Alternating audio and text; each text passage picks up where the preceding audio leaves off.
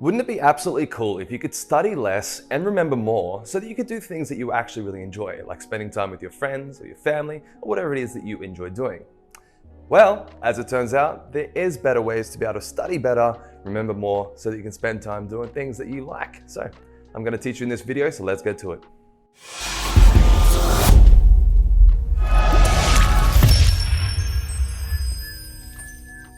Hey guys, Josh McCartney here, and in this video I'm going to teach you 10 separate tips to be able to remember what you study, to study much more efficiently and remember more.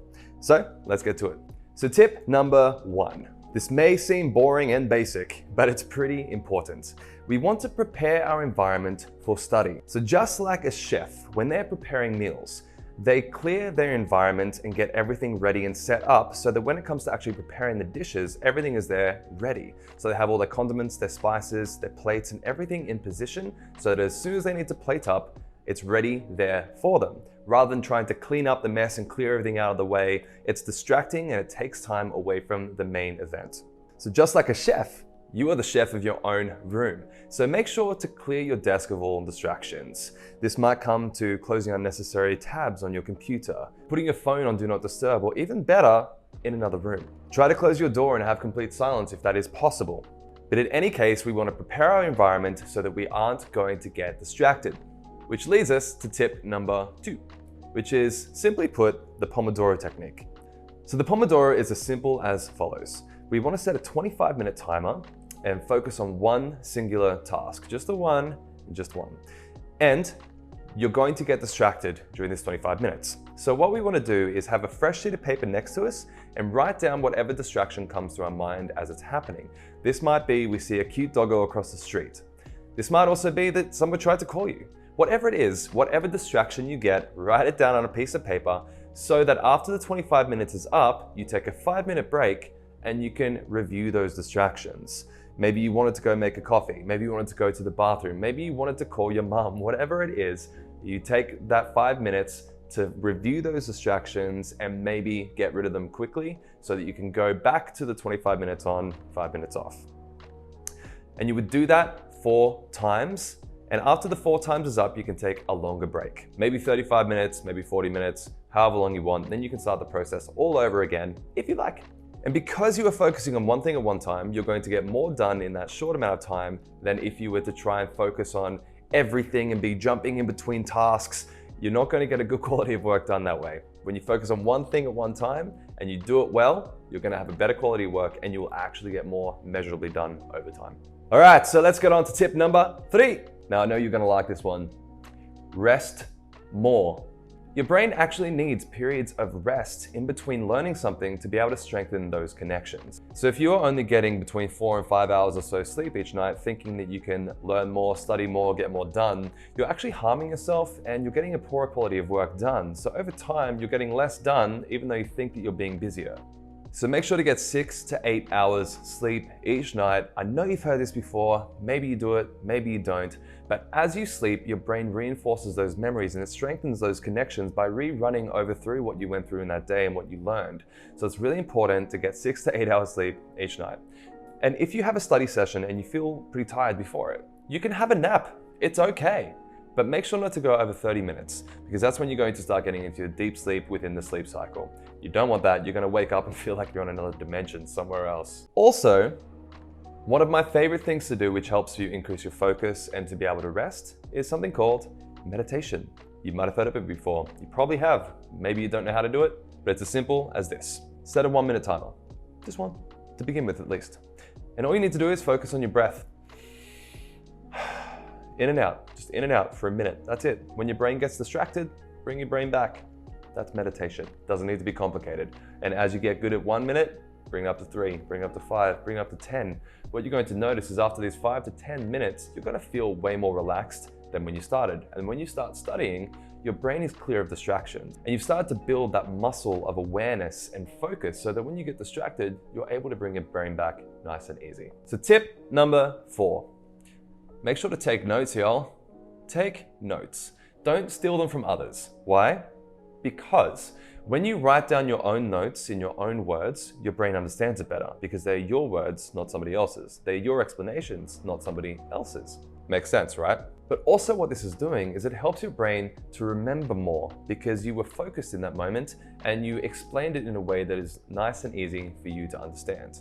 But when you're taking notes, don't try to keep up with the lecturer. Don't try and keep up with the person explaining the information. Just write down the key words, the key concepts, the key facts and stuff that you can memorize later. If you're trying to keep up by writing via verbatim, you're focused on writing, not the information. You're not searching for the key information while the person is speaking because you're just trying to keep up. So only key words, key points, facts, key core concepts. Now, tip number 5. When you're reading something, go to the summaries and the conclusions first. Why would you go to the summaries and conclusions first? Well, because the author has decided that that is the most important information from the chapter that you're about to read, or from the book or textbook you're about to read. So if you start your session with trying to understand what information you were looking for, while you're going through, your brain is automatically focused on finding that information. It's filtered towards that information. For example, find the color blue right now. You found it pretty quickly, right? Because your brain was searching for it. So if you start your study sessions with looking for the summaries and the conclusions, you will find it. Next, tip number next. Generally, when you are taking a course, there will be a list of terminology seen before. So make sure to go through and familiarize yourself with that new terminology in the glossary, the index, wherever it might be, and try to learn those terms. Because as you start to read something new and you're trying to listen to somebody speaking about a new concept, if you don't know the terminology they use, you will get lost. You won't understand what's going on and you will start to get overwhelmed and stressed out. So make sure first to learn the new terminology so that as they're going through the content, you're like, oh, I know that word, I've seen that before. Cool, gotcha, let's go on. Number 7, and this is one of my favorites, pretend.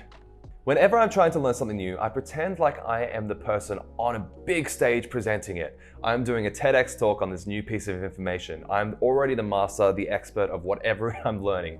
And this allows your brain to really focus. It makes sure to put the brain into the idea of thinking, what is the most important information that if I was put on stage right now, I would have to give that back and regurgitate that information straight away. So your brain switches on, it turns into focus mode. And it starts to distill the core key concepts. That is so difficult to say at once. Core key concepts. The key core concepts. So it makes it much easier to find the appropriate information. Another way you can pretend is imagine that it's happening in a storyline. Maybe like a movie. Because your brain does remember stories really well and it likes to get engaged in stories. So imagine whatever you're learning is in the form of a movie.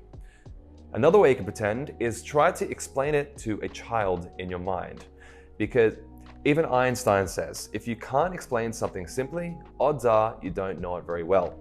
So as you start to simplify the information into the easiest ways possible, that means you are starting to really get it. Tip number 8. Back in the late 1880s, there was a guy called Hermann Ebbinghaus, and he became the first person to systematically tackle the analysis of memory. Those are a lot of big words. What it means is he would try to remember one-syllable nonsense words like yat and bok and puz, and he'd see how long he could remember it for before it deletes from his mind.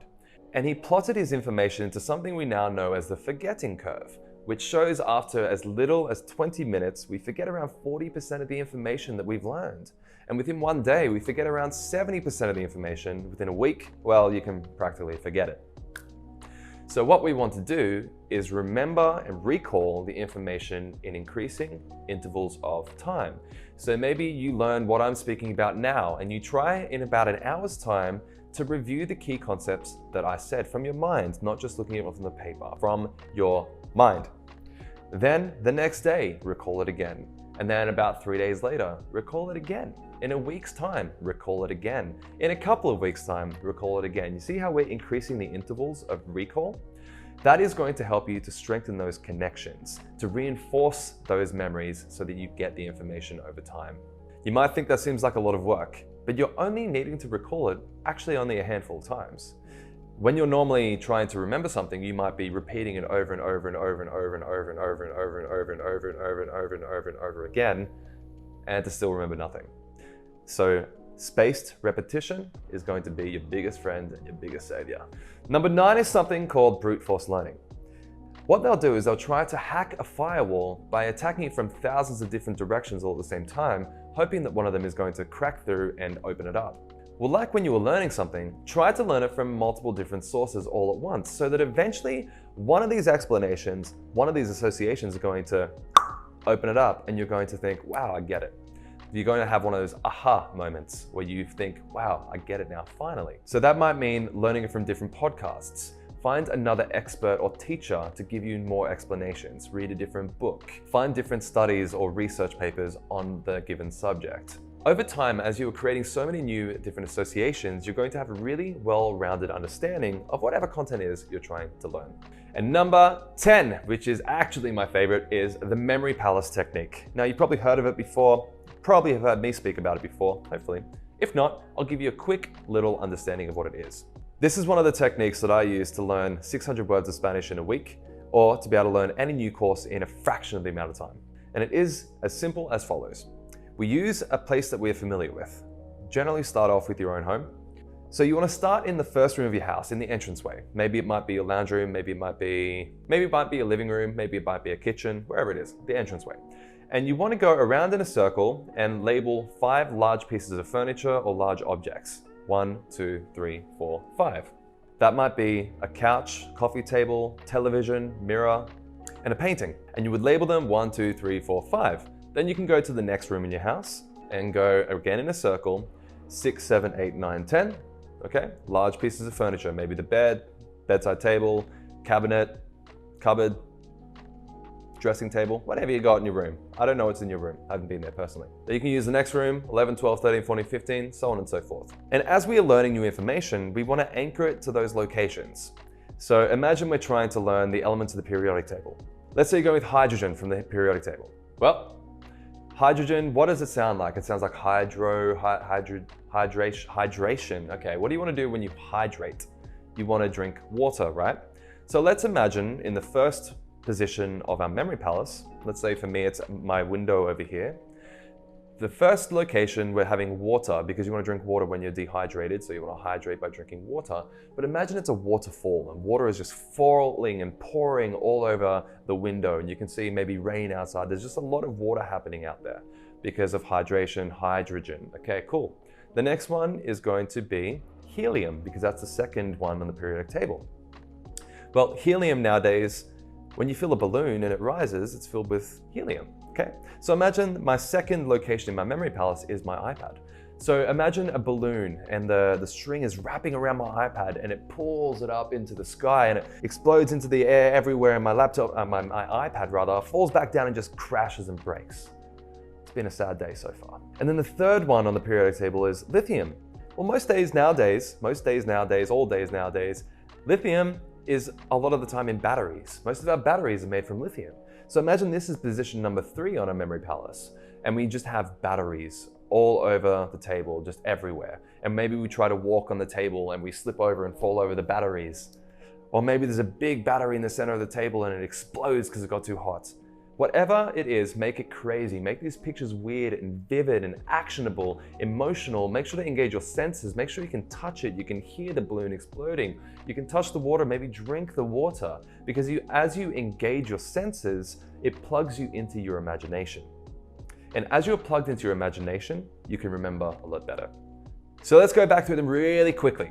Number 1, we have prepare your environment for study, clear it from distractions. Number 2, we have the Pomodoro technique, 25 minutes on, 5 minutes off. If you get distracted, write it down on a piece of paper, do that 4 times. Number 3, your favorite, rest more. I'm giving you permission to sleep. All right, or meditate, whatever you like. I like meditation. Number 4, make sure to take some notes in your words, not somebody else's, okay? Key words, key concepts. That's number 5, make sure to go through the summaries and the conclusions of whatever chapter it is you're trying to read, because that is the most important information to tell your brain to look for while you're reading. Next one, number 6, make sure to go through new terminology, get familiar with it so that when people are speaking, you're not confused about what they're talking about, okay? Number 7, we have pretend. Pretend like you are on stage giving a speech and you are the expert on this new information. Try to pretend like it's a movie, whatever you like. Pretend like you were teaching it to a child, because the more simple you make it, the better it is for you to understand it. Number 8, use spaced repetition. Because if we don't repeat it in increasing intervals of time, odds are our brain's going to forget it. Even me as a memory coach. If I don't repeat information on increasing intervals of time, my brain says it's not important. Ciao, see you later. Or never. Number 9, we have brute force learning. Learn it from different sources, different people's explanations, different masters, different teachers, different research papers. As many different places you can learn something from, the easier and more well-rounded understanding you're going to have of that content. And my favorite tip number 10, use the memory palace. We had the waterfall because it was hydration, okay? The second one was helium, lifting the iPad up into the sky and bursting, falling down, hydrogen, helium. And then the last one was lithium. The lithium battery is all over the table. Maybe the battery exploded. Engage your senses, engage your imagination. The weirder you make these pictures, the better it's gonna be. So that's all I got for you. If this helps, make sure to share it to somebody who it might help with for them. And please make sure to comment below so I can get back to you. And if there's anything else you want to see on this channel, let us know. Until next time, have a great day or night or morning, wherever you're at in the world. Peace out.